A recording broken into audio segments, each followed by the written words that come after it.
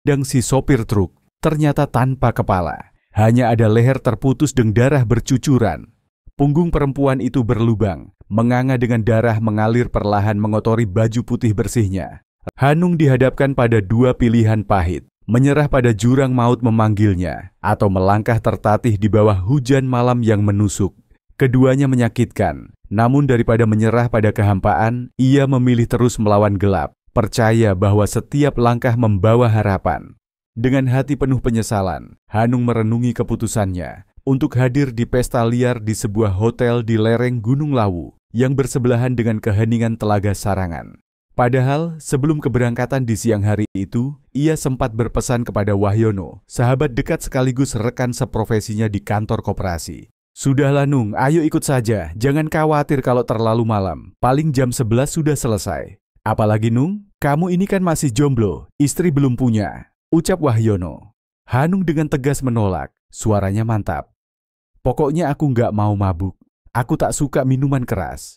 Namun Wahyono tak menyerah, menggoda dengan tawanya yang khas. "Ah, nggak usah ikut minum-minum. Pesan saja wedang beras kencur, aku yang traktir." Sambil nikmati joget si penyanyi loh, yang wah, bekalnya segini-gini. Ujarnya, kedua tangannya membuat isyarat berlebihan di dadanya, disertai gelak tawa lepas yang menggema. Pesta ulang tahun telah berlangsung meriah, dengan alunan campur sari yang menemani suasana. Tiga penyanyi dengan pesona yang memikat hadir, tubuh mereka sungguh menawan meski suara mereka hanya sekadar biasa. Bahkan, salah satunya mungkin tak memenuhi standar vokal, namun keindahan wajahnya mampu mencuri perhatian. Hujan gerimis menyertai malam yang telah melewati tengahnya, ketika Hanung baru saja turun dari sarangan, melontarkan pertanyaan sambil menatap gelap jalanan dari dalam mobil. "Penyanyi berbaju merah itu, sumbangan dari kamu ya, Yon?" Tanyanya dengan nada penasaran. Wahyono tanpa banyak bicara, hanya menjawab singkat, "Iya, kenapa?" Seakan menyembunyikan sesuatu di balik kata-katanya. Di tengah tawa Wahyono yang santai, tangan tetap kokoh menggenggam setir. Ia bercanda, suaranya mungkin tak enak, tapi bodinya kan memikat. "Kalau kau tertarik, aku bisa mengatur." Namun Hanung hanya diam. Pandangannya terpaku pada aspal basah yang berkilau diterpa cahaya lampu Avanza, seolah mencari jawaban di kilauan jalan malam. Dengan pandangan gelisah, Hanung duduk tegang di samping Wahyono, tubuhnya terpaku oleh rasa cemas yang menghantui setiap kilometer perjalanan. Ban mobil yang licin seperti menggoda bahaya, sementara jalan sepi di tengah malam hanya menambah kesan sunyi yang menyeramkan. Di sebelah kanan, jurang menganga, gelap dan dalam, seperti bayang-bayang ancaman yang siap menelan. Setiap tikungan tajam membuat jantungnya berdetak lebih kencang. Tangan gemetar mencengkeram sabuk pengaman. Dia menoleh ke arah Wahyono yang masih menyetir dengan santai. Namun aroma alkohol samar-samar tercium, menambah lapisan kecemasan. Pikiran Hanung melayang-layang di antara doa dan ketakutan. Bibirnya keluh untuk memperingatkan. Takut menyulut emosi dalam situasi yang sudah genting. Segala kemungkinan buruk bermain di benaknya, membuat malam terasa panjang dan penuh ketegangan. Hanung merasa gelisah, pikirannya dipenuhi kekhawatiran yang sulit diabaikan. Ia menarik napas dalam-dalam, lalu berkata dengan nada ragu, "Bentar Yon, turunkan aku dulu. Mau kencing sebentar." Dalam keadaan terpengaruh mabuk, Wahyono tampak kehilangan kendali. Begitu Hanung turun dari mobil, tanpa ragu, ia langsung menekan pedal gas dan melaju dengan kecepatan tinggi. Hanung berdiri di tepi jalan yang sepi. Matanya liar menatap ke kanan dan kiri, mencari sesuatu yang entah apa. Gerimis yang semakin tebal membasahi wajahnya, membuat segalanya tampak buram, seperti pikirannya yang penuh kebingungan. Desau angin malam menambah dingin yang merayap, seolah menggandakan keresahan di dadanya. Dasar Wahyono sialan. Apa dia pikir aku ini pengemis yang bisa ditinggal begitu saja di tengah jalan seperti ini? Tengah malam, gelap, hujan pula. Kalau aku masuk angin atau digondol setan, apa dia bakal peduli? Hanung menghentakkan kakinya ke genangan air sambil mengusap wajahnya yang basah oleh hujan. Tapi ya Tuhan, meskipun dia begitu, jagalah dia. Bawa dia ke tempat yang aman. Kalau sampai terjadi apa-apa sama dia, sudahlah, Wahyono, kau benar-benar bikin aku gila. Namun sejenak Hanung terpaku. Di hadapannya terbentang sebuah jalan setapak yang menanjak, membelah ladang subur penuh tanaman kobis, wortel, dan berbagai sayuran lainnya. Jalan itu memandu pandangannya ke sebuah rumah kecil yang tersembunyi di kejauhan, berdiri sendiri dalam kesunyian. Tanpa ragu, Hanung melangkah cepat, menyusuri jalan menuju rumah tersebut, berharap tidak basah terguyur hujan. Sesampainya di depan rumah itu, Hanung melangkah mendekat dengan hati-hati, mengetuk pintu kayu tua itu sambil mengucap salam penuh hormat. Waktu seolah melambat saat ia menunggu, hingga akhirnya pintu berderit terbuka, memperlihatkan seorang lelaki tua dengan wajah teduh dan ikat kepala yang melingkar rapi, menyambutnya dengan senyum bijak.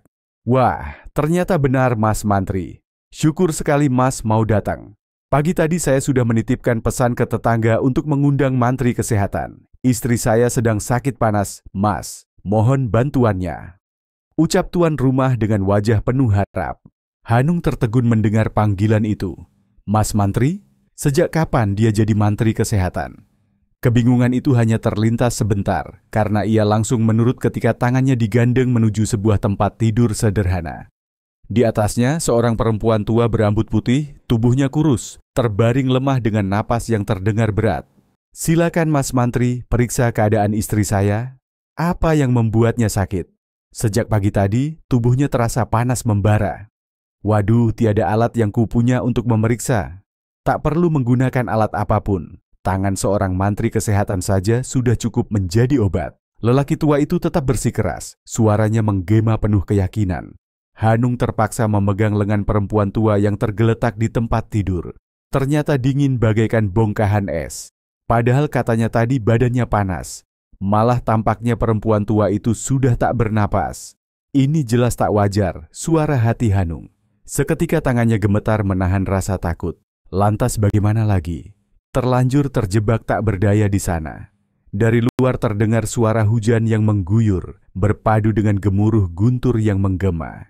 Dan betul juga, setelah Hanung berbalik memandang lelaki tua itu, ternyata tinggal kepalanya saja semakin besar dan masih berikat kepala tanpa badan. Matanya bersinar merah. Dan ketika pandangannya pindah ke tempat tidur yang ada, hanyalah kerangka tergeletak di sana. Hanung pun keluar dengan tergesa-gesa, menuruni lereng menjauhi rumah terpencil itu. Langkahnya tersandung-sandung, dan hatinya sedikit lega saat akhirnya mencapai jalan. Anehnya, ketika ia menoleh kembali, rumah terpencil itu tak tampak lagi. Yang terlihat hanyalah sebuah gubuk kecil di lereng bukit yang diselimuti kabut tebal. Tanda-tanda hujan telah berhenti, Hanung melangkah perlahan di atas jalan beraspal yang basah. Perkampungan masih jauh dari pandangan, namun pikirannya tak lepas dari kenangan bahwa di bawah sana, di kaki bukit itu, terhampar kota kecamatan Pelausan yang selalu membayang dalam ingatannya. Tiba-tiba, setelah beberapa saat yang sunyi, terdengar suara gemuruh sebuah truk dari belakang. Hanung bersiap menghentikannya, berharap bisa menumpang. Lega, beruntung. Truk itu bersedia berhenti. Sopirnya sendirian, tanpa teman. Hanung duduk di sebelah kiri pengemudi. Dari pandangan sekilas, sopir itu tampak berusia sekitar 40 tahun, dengan wajah yang penuh pengalaman hidup. Mengapa berjalan sendirian di tengah malam, Mas? Apa sedang melakukan ritual yang istimewa? Tanya sopir dengan nada setengah bercanda. Hanung lantas menceritakan apa yang telah dialaminya, sampai ditinggal temannya ketika dia berpura-pura akan kencing. Dan yang tak ketinggalan ketika dia terjebak di rumah terpencil di lereng bukit, juga manusia berikat kepala tanpa tubuh serta kerangka manusia. Sopir tertawa sambil berkata, "Hati-hati, Mas. Jalan menuju sarangan ini penuh misteri dan keangkeran. Pasar Pelausan sudah terlewati." Hanung merasa gembira karena mendapat tumpangan dan teman berbincang secara cuma-cuma. Setidaknya, jika sampai di terminal Mauspati, ia bisa mencari bus menuju Ngawi. Di tengah obrolan yang mengalir ngalor ngidul, Hanung sempat melirik jam tangannya, menunjukkan pukul 03.15, pertanda fajar sudah hampir menjelang. Hanung merasa ada sesuatu yang mengganggu, bukan hanya trek yang berguncang seakan kehilangan kendali, tetapi juga tatapan sopir, di sebelahnya mata redup, napas berat, dan dahak yang mengumbar aroma alkohol, membuat udara di dalamnya semakin berat dan pengap. "Maaf Mas, saya tadi juga ikut pesta di tempat temanmu, sehingga saya juga mabuk," ujar si sopir sambil meliak-liukan setirannya, sangat membahayakan. "Ya sudah, kalau begitu saya turun saja di sini, tak lanjutkan berjalan," kata Hanung. "Apa minta turun? Ya sudah turun saja kalau bisa." Bilang begitu si sopir sambil tertawa terbahak-bahak. Hanung berusaha membuka pintu truk. Nekat akan meloncat ketika jalannya truk meliuk-liuk tidak terlalu cepat. Ketika tangan Hanung berhasil membuka pintu truk, dia memandang si sopir truk. Ternyata tanpa kepala. Hanya ada leher terputus dan darah bercucuran. Hanung terjerembab di pinggir jalan. Dengan tubuh terasa nyeri, ia bangkit perlahan, merapikan diri. Matanya mencari-cari, namun truk itu sudah tak terlihat lagi. Hanung teringat bahwa perjalanannya tadi telah melewati kecamatan Sukomoro, yang berarti terminal Mauspati tak lagi jauh. Ia melangkah perlahan, jaketnya dirapikan agar lebih nyaman. Beberapa saat berjalan, pandangannya tertumbuk pada sebuah Avanza yang terparkir di pinggir jalan, di dekat sebuah area tanah kosong di tepi aspal. Seketika ia mengenali mobil itu, tak salah lagi, itu milik Wahyono. Dengan langkah cepat, ia mendekat mengetuk kaca jendela mobil tersebut. "Nggak mau ah!" Terdengar suara dari dalam mobil. Ternyata pintunya tidak terkunci. Hanung langsung menepuk pundak Wahyono.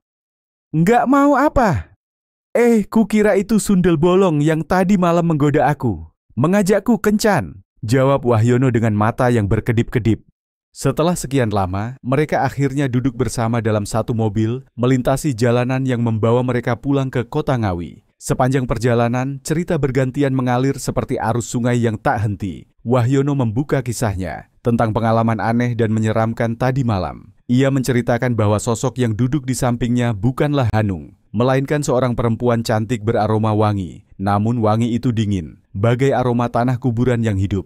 Kecantikan perempuan itu tak mampu menyembunyikan wajahnya yang pucat. Dan saat ia memaksa Wahyono untuk bercinta di dalam mobil, ada keganjilan yang semakin terasa. Dengan gugup, Wahyono mengingat detil yang membuatnya menggigil. Punggung perempuan itu berlubang, menganga dengan darah mengalir perlahan mengotori baju putih bersihnya. Rasa takut menggulung Wahyono hingga tubuhnya gemetar. Segalanya menjadi gelap, dan ia tak ingat apapun lagi, hingga kaca mobil diketuk dari luar, membawa kesadarannya pulih. "Makanya jadi lelaki itu jangan hidung belang," ucap Hanung. "Ya semoga kau kelak mengalami seperti aku," sambung Wahyono. "Tak sudi, jalani saja sendiri." Kini jalannya mobil sudah tenang, sepertinya pengaruh alkohol di perutnya sudah hilang.